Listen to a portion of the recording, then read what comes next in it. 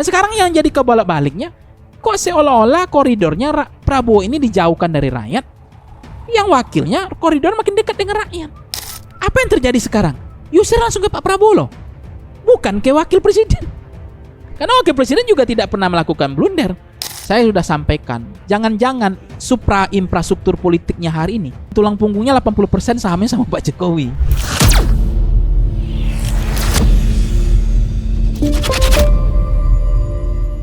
Kan yang penggerak roda ekonomi kelas menengah nih. Iya. Yang masih ada pertukaran bisnis lah ya. Kalau ini miskin semua, nggak ada perputaran bisnis ekonomi dong. Roda organisasi ekonomi nggak jalan. Ekonomi nggak jalan. Itu yang ditakutkan sebenarnya, guys. Minyak kita diumumkan naik. Ngapain diumumkan? Naik aja diumumkan. Kalau mau umumkan diturunkan, itu baru ngumumkan. Ya. Nah, ini dengan bangga minyak kita naik. Kita kok sawit terbesar di dunia. Ya, produsen sawit terbesar di dunia kan. Minyak goreng aja nggak bisa subsidi. Minyak kita mau dinaikkan. Padahal kan minyak kita tuh minyak subsidi kan. Ya. Mana uang rampasan perang yang banyak ini? Geser ke sini. Subsidi aja minyak kita itu. Jangan pelit deh dengan negara ini sama rakyat. Jangan berbisnis deh. Bantu aja yang subsidi-subsidi itu. Nggak akan hidup menderita negara ini, pejabat nih. Iya. Kenapa? Mengembirakan hati rakyat. Tidak membebani rakyat. Ini mah jadi menteri, menjadi pejabat, hobinya naikkan barang, naikkan harga. Nggak mengatasi masalah yang dibilang Buya Hamka itu. Pejabat itu, kata Buya Hamka, bagaimana berpikir mengatasi masalah. Dicarikan solusinya. Kan masih banyak anggaran-anggaran yang belum, anggaran MBG aja ya, anggaran fiskal yang masih besar ini kan masih geser-geser dikit lah ke sini untuk menahan harga-harga ini nggak naik. Apa masalah Indonesia hari ini? Bukannya udah ditahan itu kenaikannya? Ya itu Pertalite kan udah syukur, udah masih bagus. Gas LPG kan ditahan. Kalau itu naik lagi kan makin berat lagi. Enggak, maksudnya sebelumnya mesti udah naik tapi udah disubsidi. Udah disubsidi, ditahan selama ini.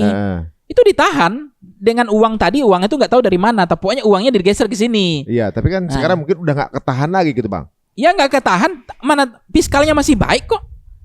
Oke. MBG-nya masih banyak uangnya. Jadi Justru makanya MBG ini kan juga protes dari banyak orang. Ini banyak orang ya. Jadi terlalu dianggap prioritas anak emas kan. Sehingga layanan-layanan dasarnya jadi korban. Akhirnya apa? BPJS mau dinaikkan ya kan.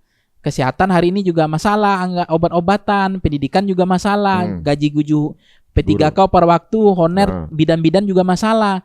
Karena dikorbankan oleh anggaran yang tidak proporsional, tidak fair, tidak adil gitu loh. Akhirnya jalan hari ini banyak berlubang di mana-mana. Itu juga menjadi penting gitu. Jembatan banyak yang rusak. Orang anak sekolah viral di mana-mana tuh nyebrang, mendaki bukit, menuju lembah, menangis semua, berenang dulu baru sampai ke sekolah. Ini kan kemana jembatannya? Ya kan itu kan layanan dasar sebenarnya Bang Ari. Hal-hal yang begini ya kalau negara turun ya. Misalnya besok negara turun pada layanan-layanan dasar saja. Itu orang udah happy kok.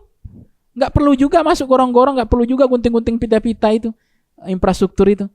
Tapi kalau sekarang mungkin salah satunya diawali dengan bagaimana mengkomunikasikan dengan membuat tenang dulu itu ya sebenarnya kan. Ya, walaupun itu banyak hal yang perlu dikoreksi kan ibaratnya. Tapi secara narasi juga jangan kemudian ya jangankan tenang Bang Ari. Ketika ngomong dia melawan rakyat. Yang pejabat-pejabat ini. Nah, terakhir itu kemarin ada katanya juru bicara presiden soal kurban ya kan, pakai APBN. Cara komunikasi menyampaikan ke rakyat aja bodoh gitu loh. Jadi malah nggak layak gitu.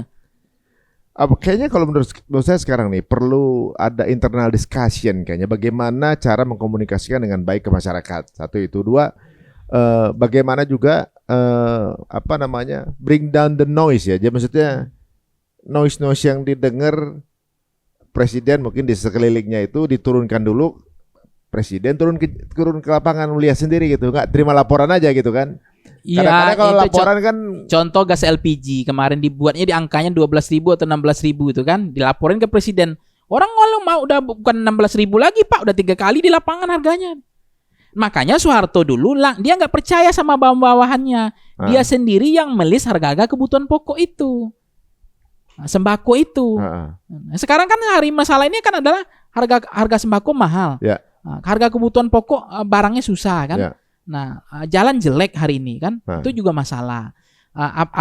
Pendidikan kesehatan juga masalah hari ini. Anggarannya udah banyak dipotong kan. Nah ini yang kemudian kalau misalnya dia ngomong misalnya jangankan untuk meneduhkan ya, justru kayak menantangin gitu, kayak apa ya? Nah, itu yang saya komunikasinya menurut saya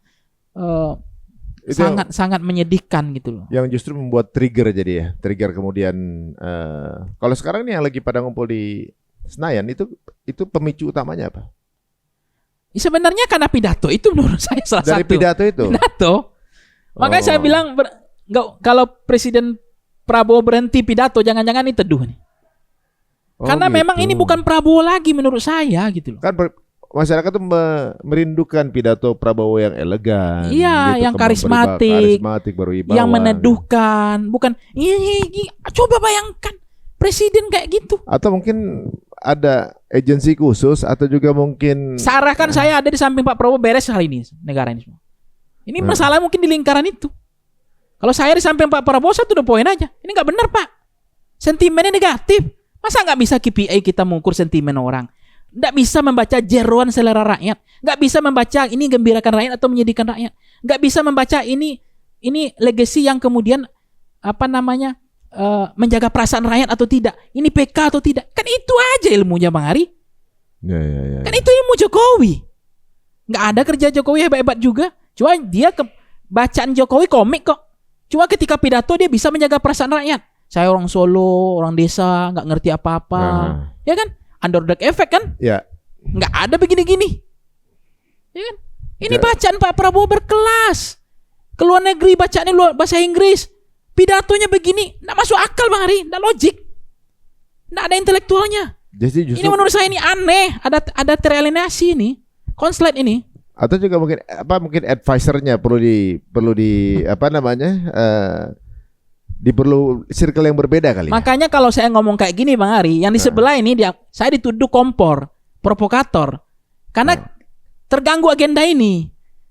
Makin ini kacau, ini kan happy barang ini.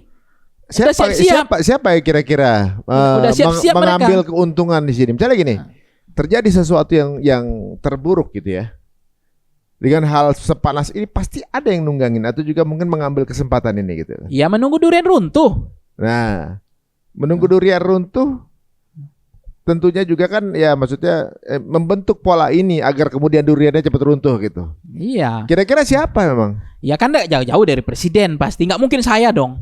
Saya masih jauh saya. Paling dapat durian runtuh kan.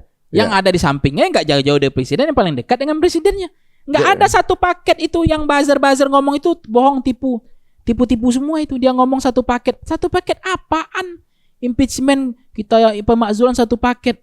Nggak ada sejarahnya satu paket. Ketika memang distrust terhadap presidennya, tekanan begitu luar biasa, sentimen negatif, ketemu dengan krisis, momentumnya dapat, infrastruktur mereka udah siapkan yang namanya yang di samping yang di belakang, yang nggak jauh-jauh dari presiden ini udah punya infrastruktur, dia siap kok. Nakoda baru. Yeah. Jadi menurut Bang Pangi, terjadi sesuatu apapun yang terburuk dari sisi politik dengan presiden, maka yang jadi presiden adalah wakil. Automatically. Itu yang terjadi ketika Megawati. Itu terjadi di seluruh dunia kayak gitu? Terjadi. Ya, kecuali nggak tahu ya, dunia nggak tahu. Tapi kan ini sejarah kita. Ketika Megawati, Gus Dur kan, Megawati. Ketika Soeharto, Habibie kan. Nggak ada yang satu paket itu walaupun krisis kan. Oh, gitu. Nah ini yang kemudian saya sudah sampaikan, jangan-jangan supra infrastruktur politiknya hari ini itu Big Ben tulang punggungnya 80% sahamnya sama Pak Jokowi. Menterinya, ya kan? Komisarisnya, direksinya, pejabatnya sekarang.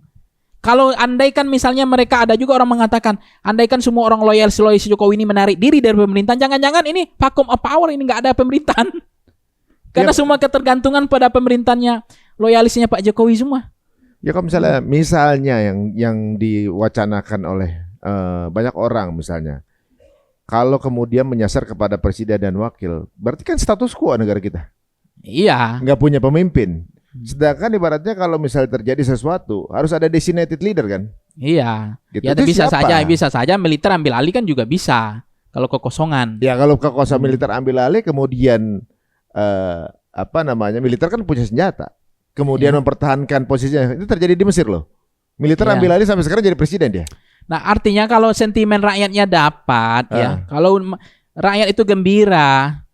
Siap, militer mana yang sanggup? Jangankan militer, polisi nggak akan sanggup. Itu kan berdiri ya di depan tank itu rakyat. Nggak sanggup tank melindas rakyat itu. Ya, itu kan soal bagaimana Pak Prabowo menjaga ini perasaan rakyat aja. Jadi yang ditakuti itu bukan pendemo, salah ucap, ya kan? Menyinggung perasaan rakyat, nggak punya kepekaan, itu yang ditakuti. Bukan yang demo ini, bukan pengamat yang kritis ini.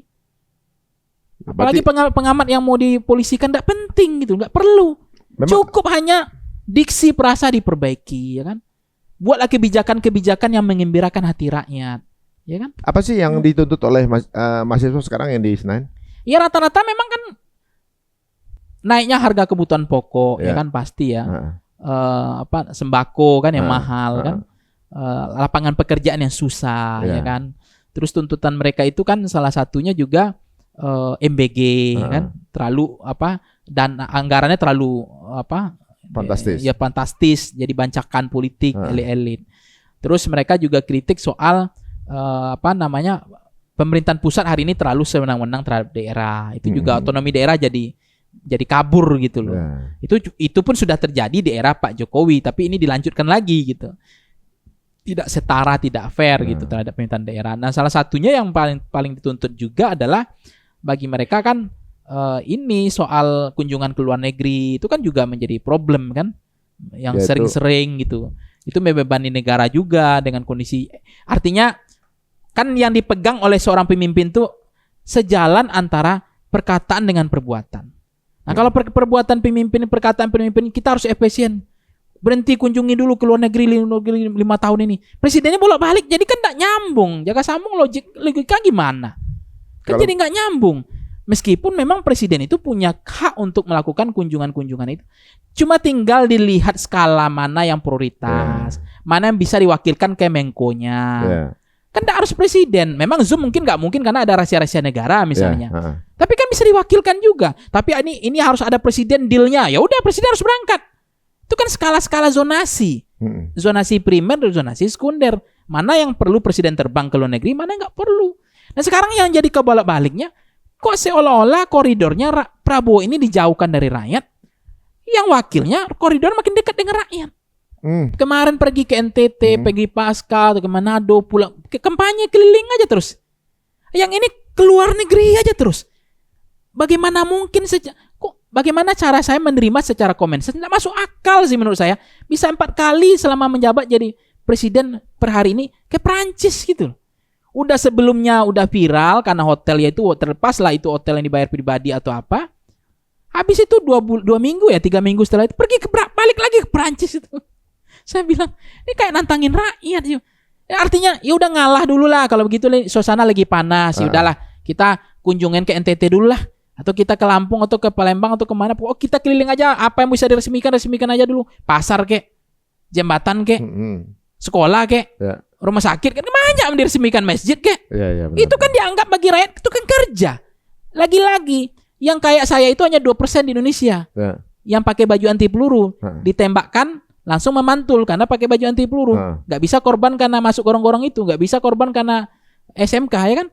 Tapi kan kebanyakan yang mudah. Tapi bagi masyarakat elektoral konteks hari ini, kita voting behavior perilaku manusia kita, pemilih kita di Indonesia, voting behavior kita ya perilakunya bagi mereka itu kerja gitu loh. Kan gampang kalau hanya kerja. Gunting apa, peresmian apa, itu bagi mereka udah kerja. Itu sudah menjaga perasaan mereka. Nah, ini perlu sebenarnya itu yang nggak dipahami. Ini kelihatannya pedas, padahal sayang sebenarnya. Kalau jadi kayak kalau ngomong kadang tuh nyelekit itu, tapi tanda sayang sebenarnya untuk mengingatkan bahwa sebenarnya ada part-part yang perlu dijalankan untuk menjaga perasaan rakyat. Begitu kan Bang Pangi? Iya. Coba, misal depan Bang Pangi presiden langsung ngomong apa? Saya sampaikan saja lihat nih kamera ini presiden di sini. Ngomong apa? Pak Presiden, ini nggak perlu kita ngeyel. Apalagi nyindir rakyat, nggak penting, nggak perlu. Kita sampaikan saja semua prestasi kita. Apa yang sudah kita kerjakan, layanan-layanan dasar kita kepada rakyat. Karena ini sentimennya negatif. Nanti kita dibully, diolok-olok. Itu masyarakat Indonesia itu suka dengan empati, underdog effect, yang kerendahan hati. Nggak perlu kita. Menurut saya omongan Pak Presiden itu harus nggak usah lah. Jangan dipaksakan lagi udah sentimennya negatif, itu tidak jeron selera rakyat. Itu tidak mengembirakan hati rakyat. Carilah diksi frasa yang itu meneduhkan hati rakyat. Karena itu memang memantik orang hari ini hadir. Udah itu aja ke presiden cukup. Itu kan harus disampaikan bahwa ini nggak benar. Pergi kau ke Yaman, apain bilang-bilang kabur aja kau ke Yaman. Dolar nggak penting di desa. Nah, habis itu kemarin biarlah nyinyir itu kapilah berlalu, anjing menggonggong, nggak penting gitu loh, ngapain gitu loh. Jadi maksudnya itu noise, itu noise. Jadi bring down the noise ya, maksudnya. Boleh jadi Bang Ari. Presiden Prabowo ini udah banyak yang dikerjakan. Jadi nggak kelihatan. Akhirnya karena dia pidato juga ada prestasi. Itu yang saya katakan. Sementara yang satunya sebelumnya pidatonya banyak, bagus-bagus, kerjanya nggak ada. Nah itu. Ini kerjanya misalnya udah legacy udah bagus, walaupun anak buahnya banyak masalah juga ini, hobi naikkan barang. Tapi gara-gara pidato hilang kerja semua. Jadi nggak main soal pidato itu. Perlu nggak Pak Presiden lihat sosmed? Bisa aja. Jangan-jangan memang nggak ada di alienasi, saya nggak tahu. Kalau dia kan bilang podcast apa kan gitu kan dia. Kayak kita ini kan digituin sama beliau. Itu pengamat pangan podcast itu nyinyir itu. Saya ketahu. Ini saya bukan nyinyir, saya masukkan ya. Bukan nyinyir sebenarnya, tapi justru saksana sayang biar kemudian dinotis. Begitu kita harus masuk gitu ya, kan. kalau didengar dari dulu omongan saya, nggak akan ada orang demo hari ini. Itu intinya. Nggak ada nggak cek ombak hari ini orang. Ya kan? Kan udah ada pembelajaran di bulan Agustus kemarin Pak Presiden. Kenapa nggak belajar? Ya kan? Ini aja mencari, ini harus hati-hati. Ya. Menjaga perasaan rakyat itu aja. Apalagi krisisnya banyak, complicated gitu. Pemicunya banyak. Benar. Ini seperti rumput yang kering 3 bulan. Nggak kena hujan. Kondisi sekarang lagi mungkin kurang menyenangkan. Pasti kan emosi naik ya. Iya, emosi naik. Jadi pada saat orang emosi naik pasti mencari siapa yang disalahkan. Yes. Nah dulu yang disalahkan ketika di Agustus itu nggak ada tuduhan, nggak ada usernya ke Prabowo loh. Itu ke DPR loh. Ya. Apa yang terjadi sekarang? User langsung ke Pak Prabowo loh. Bukan ke wakil presiden. Karena wakil presiden juga tidak pernah melakukan blunder. Perhatikan setahun terakhir ini. Ada nggak blunder? Nggak ada. Bahkan dia kunjungan ke daerah intensitasnya tinggi. Bahkan mau kampanye sama bapaknya kan keliling Indonesia. Tapi kita semua berharap yang terbaik buat Indonesia. Dan tentunya juga apa yang dilakukan Bang Pangi sejak lama ini adalah bentuk rasa sayang sih sebenarnya. Masukan-masukan ini yang boleh dengar boleh tidak sih sebenarnya. Tapi justru sebenarnya yang diberikan masukan itu akhirnya terbukti di kebelakangan hasil dari komunikasi yang mungkin kurang begitu proper, membuat respons dari masyarakat yang berbeda kan begitu ya. Dengan kata-kata mungkin yang kata-kata yang lebih tertata atau juga mungkin dengan jenis komunikasi yang lebih menenangkan gitu. Bukan cuma presiden, mungkin timnya juga begitu kali ya. Ya menterinya. Kadang-kadang salah blunder juga kan gitu, yang tiba-tiba viral dengan pernyataan bagaimana segala macam gitu. Yang sampai ada lagu lah segala gitu ibaratnya. Ini menarik ya. Dan guys, hasil dari apa yang terjadi atau juga mungkin yang terjadi di lapangan sekarang ini bertepatan dengan Piala Dunia sekarang ini. Jadi viralnya nih mungkin akan berbarengan gitu ya. Nah karena keterbatasan waktu, kayak kita perlu ngobrol lagi sama Bang Pang ini di sesi-sesi berikutnya. Dan masukannya luar biasa. Beliau ini ibaratnya kayak punya ibu-ibu orang Palembang gitu ya. Kelihatannya galak tapi sayang gitu sebenarnya. Nah, coba mudah-mudahan jika mungkin ini bisa dinotis oleh tim dari Pak Presiden, siapa tahu kemudian bisa ada diskusi dan kemudian bisa cari tahu bagaimana cara bisa berkomunikasi lebih lembut kepada masyarakat dan juga bisa menemukan jalan tengah untuk kebaikan bersama, bahwa dalam keadaan seperti ini kita di satu tim yang sama, bukan berseberangan. Begitu ya, Bang ya? Siap. Aduh. Terima kasih nih Bang Pangi untuk waktunya, Bang Pangi. Kita akan ketemu lagi di sisi berikutnya. Jika dirasa menarik, monggo silakan share link ini sebanyak-banyaknya ke teman-teman, circle teman-teman semuanya. Dan sampai ketemu lagi di Cerita Untung. Assalamualaikum warahmatullahi wabarakatuh.